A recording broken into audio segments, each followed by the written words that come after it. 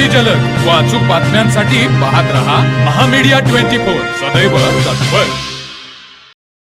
हातकणंगले तालुक्यात जिल्हा परिषदच्या 22 जागांसाठी एकूण 98 उमेदवारांनी आपले उमेदवारी अर्ज दाखल केले होते।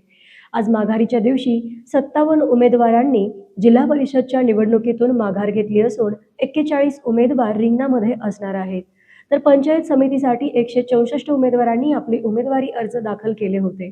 त्यापैकी 90 उमेदवारांना उमेदवारी अर्ज माघार घेतली असून 74 उमेदवार निवडणूक रिंगणामध्ये आहेत। हातकणंगले तालुक्यात प्रामुख्याने महायुती व महाविकास आघाडी यांच्यातच प्रमुख लढत होणार असल्याचे चित्र असून जिल्हा परिषदेसाठी दुरंगी तर काही ठिकाणी तिरंगी लढत होणार असली तरी पंचायत समितीसाठी मात्र अनेक उमेदवार निवडणूक रिंगणामध्ये असणार आहेत।